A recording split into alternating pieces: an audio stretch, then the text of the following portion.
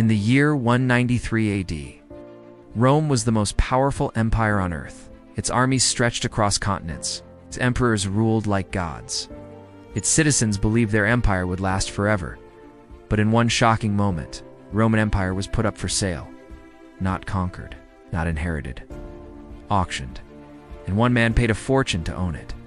He would rule for only 13 days. The chaos began with blood. Emperor Pertinax had ruled for just 3 months. He wasn't cruel, he wasn't mad, he simply tried to restore discipline.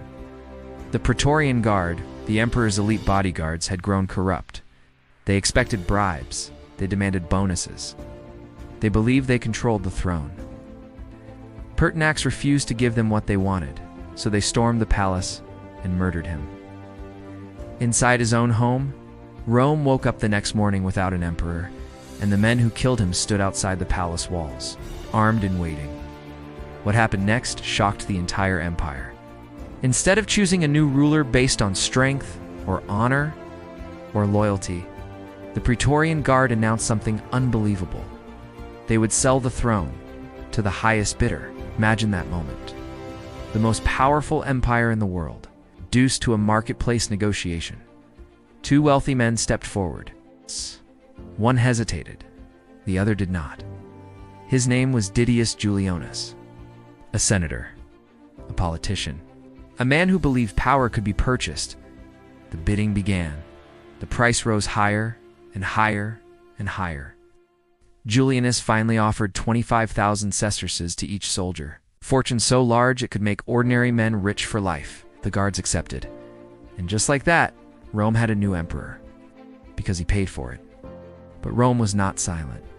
When Julianus appeared in public, the crowds did not cheer. They shouted, they cursed him, called him a disgrace to the empire. They threw insults and possibly stones. He tried to smile, he tried to wave, but the people knew the truth. Their empire had been sold. Their emperor was a buyer, not a leader. Far beyond Rome, powerful generals heard the news, and they were furious. 3 commanders declared themselves emperor. But one stood above the rest. Septimius Severus, a hardened general with loyal legions behind him. Unlike Julianus, Severus did not buy loyalty. He earned it in battle. And when he heard that the throne had been sold like property, he began marching toward Rome. Inside the palace, fear spread quickly. Julianus tried to secure support. He promised money. He promised reforms. He begged the Senate to stand by him. But everyone knew the truth. He had no real army. Only the same guards who sold him power.